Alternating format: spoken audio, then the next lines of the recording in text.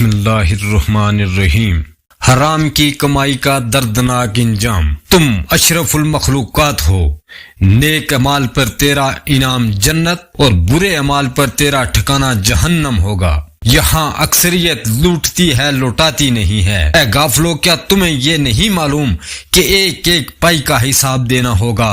حدیث مبارکہ ہے جس میں حضور اکرم صلی اللہ علیہ وآلہ وسلم نے فرمایا کہ غریب کون ہے؟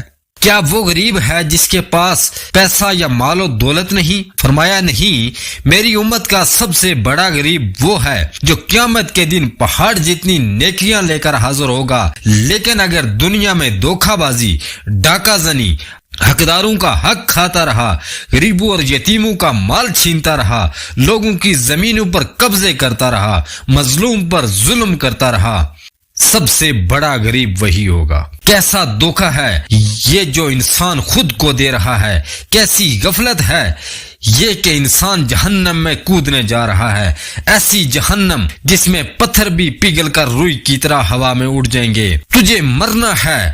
قبر جنت کے باغوں میں سے اگر ایک باغ ہے تو وہ قبر جہنم کے گڑھوں میں سے ایک گڑھا بھی ہے۔ وما ادراک ما ہی، اور تمہیں کیا معلوم جہنم کیا ہے؟ نارن حامیہ، دیکھتی ہوئی خوفناک آگ ہے۔ اے دنیا کے عارضی ہیرو، جب موت آئے گی تو تم زیرو ہو جاؤ گے۔ جو لوگوں کا حلال مال لوٹ کر حرام گٹھا کر رہے ہیں، دراصل اپنے لیے جہنم کی آگ گٹھی کر رہے ہیں جو انہیں بری طرح جلائے گی۔ بالآخر یہ برباد ہو جائیں گے۔ ان کی موت اور نزا کا وقت بھی بہت مشکل ہو جائے گا۔ جب قیامت کے دن لوگ اس حرام خور سے اپنا مال واپس مانگیں گے تو اللہ تبارک و تعالی اس کی ساری نیکیاں ان لوگوں میں تقسیم فرما دیں گے جن کا مال اس نے دنیا میں کھایا تھا۔ پھر وہ لوگ کہیں گے، یا باری تعالی، ہمارا قرض ابھی بھی اس شخص کے ذمہ باقی ہے۔ تو اللہ تبارک و تعالی فرمائے گا، ان سب کے گناہ اس قدر اس گناہگار کے سر پر ڈال دو۔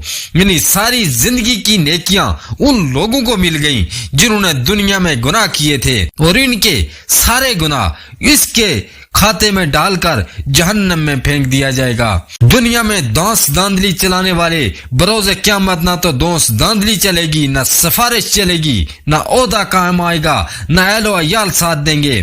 بس برے اعمال کی سزا جہنم ہے۔ یہ اللہ کا فیصلہ ہے۔ یہ زندگی کی چند گھڑیاں بہت قیمتی ہیں، آخرت کا سامان بنا لیجئے۔ بہت شکریہ۔